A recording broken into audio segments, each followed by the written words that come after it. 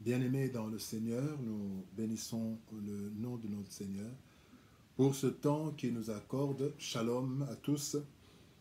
Et nous sommes là pour notre méditation du lundi 15 juin 2020. Nous allons lire un texte dans 2 Thessaloniciens, chapitre 3. C'est le verset 3 qui nous concerne, mais nous allons lire pour une meilleure compréhension du verset 1er au verset 5. 2 Thessaloniciens, chapitre 3, du 1er au 5e verset.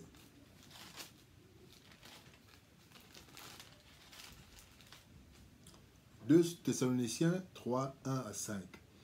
Au reste, frères, priez pour nous, afin que la parole du Seigneur se répande et soit glorifiée comme elle est chez vous, et afin que nous soyons délivrés des hommes méchants et pervers, car tous n'ont pas la foi.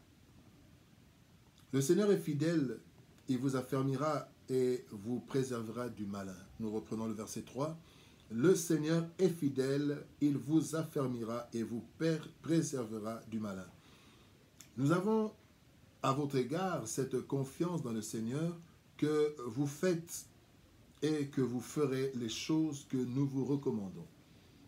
Que le Seigneur dirige vos cœurs vers l'amour de Dieu et vers la patience de Christ. Affermis et protégés. Tel est notre message de ce lundi 15 juin 2020. Affermis et protégés. Et nous reprenons le verset 3. Le Seigneur est fidèle, il vous affermira et vous préservera du malin. Bien-aimés, Paul est en train de parler aux Thessaloniciens et il est dans la joie de savoir que le peuple, ces enfants de Dieu de Thessalonique, le Seigneur allait les affermir et les protéger. Et Paul est en train de demander au premier verset, il demande la prière afin que le Seigneur l'aide à répandre sa parole. Et quand il répand sa parole, c'est pour que le chrétien puisse grandir dans sa vie chrétienne. Vous savez, dans la vie chrétienne, nous rencontrons plusieurs obstacles pour la croissance. L'une des croissances les plus difficiles, c'est la croissance de la vie chrétienne. La croissance physique est plus simple que la croissance chrétienne. Et pourquoi? C'est parce que, d'abord, nous devons quitter les rudiments du monde. La Bible dit, Galates chapitre 4, verset 3, « Nous aussi, de la même manière, lorsque nous étions enfants, nous étions sous l'esclavage des rudiments du monde. » Voilà d'où nous venons. Voilà d'où le chrétien vient. Était esclave des rudiments du monde.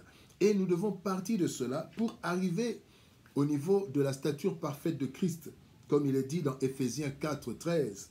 Il est dit « Jusqu'à ce que nous soyons tous parvenus à l'unité de la foi, de la connaissance du Fils de Dieu, à l'état d'homme fait, à la mesure de la stature parfaite de Christ. » Voilà le trajet du chrétien. Partir des rudiments, de l'esclavage des rudiments du monde et aller jusqu'à la mesure de la stature parfaite de Christ. C'est un parcours de combattant, un parcours dur. Et pourquoi? Parce que dans tout cela, la Bible nous dit dans Éphésiens chapitre 6, 5, verset 27, parce que Christ veut faire paraître devant lui cette Église glorieuse, sans tache, ni ride, ni rien de semblable, mais sainte et irréprochable. Sainte et irrépréhensible, voilà ce que l'Église que Dieu veut se présenter à lui-même. Et l'Église, ce sont les chrétiens. Les membres des chrétiens, ce n'est pas la communauté, ce n'est pas l'Église locale, mais ce sont les chrétiens, ceux qui ont accepté Jésus comme Seigneur et Sauveur. Et donc, nous partons de l'esclavage des rudiments du monde pour arriver à la stature parfaite de Christ. Et là, c'est un long parcours. Ce long parcours connaît particulièrement 3 obstacles. Le premier obstacle, c'est nous-mêmes. Notre inconscience et notre propre convoitise, notre attachement aux choses, au vieil homme. La chair est faible. Jésus-Christ dit prier parce que la chair est faible, l'esprit est bien disposé. Donc, nous avons là le premier obstacle. Pour faire le trajet, partant de l'esclavage du rudiment du monde jusqu'à la stature parfaite de Christ. Le deuxième obstacle, c'est le monde. Le monde par la puissance de sa séduction. Le monde a une puissance de séduction extraordinaire. Voilà pourquoi Paul dit aux Romains, au chapitre 12, verset 2, il dit « Ne vous conformez pas au siècle présent ». Parce que le siècle présent nous propose beaucoup de choses, nous attire. Il y a la publicité dans les télévisions, mais aussi la publicité comme ça dans le monde. Une publicité en voyant comment le monde attire. Et cela, parfois, perturbe la marche du chrétien qui a quitté l'esclavage des rudiments du monde et pour arriver au niveau de la stature parfaite. Le troisième obstacle, évidemment, c'est l'ennemi juré, c'est le diable. À travers tout un système qu'il utilise, dans lequel il utilise des hommes, il utilise des esprits, tout un système pour nous bloquer, nous empêcher d'aller de l'avant. Voilà donc des obstacles.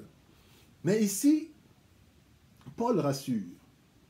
Nous avons plusieurs obstacles pour croître, pour devenir comme Christ le veut. Mais ici, Paul dit au verset 3, « Le Seigneur est fidèle ». Bien-aimés, nous pouvons compter sur la fidélité de Dieu.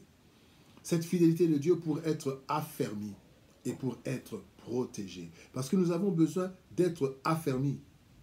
Et ce besoin d'être affermi, c'est par rapport au premier obstacle. Nous avons vu le premier obstacle, c'est nous-mêmes. Et nous avons besoin d'être affermis au-dedans de nous. Nous avons besoin de grandir, être plus conscients, être plus lucide dans notre vie chrétienne. Vous savez, nous prenons beaucoup de temps pour étudier, pour avoir des points. Nous prenons du temps pour nous habiller, et c'est bon. Pour avoir des points, avoir des grands diplômes, c'est bon. Mais il faudrait que nous appliquions aussi ce sérieux dans notre vie chrétienne. Parce que, bien aimés, nous allons laisser les diplômes. Nous allons tout laisser, mais notre âme et notre esprit, ce sont les seules choses de nous que nous aurons. Et cela pour toute la vie. Nous sommes esprits, nous avons une âme, et l'âme et l'esprit sont les parties éternelles de l'homme. Les diplômes vont s'arrêter, les titres vont s'arrêter, l'école pastorale vont s'arrêter, même si on va nous les faire porter dans la tombe, mais la tombe va aussi pourrir avec le corps. Mais c'est l'esprit et l'âme qui se présentent devant le Seigneur. Et donc, quand le Seigneur dit, dans sa fidélité, il va nous affermir, il va nous aider à devenir plus forts, plus conscients, plus responsables. Et Dieu est fidèle.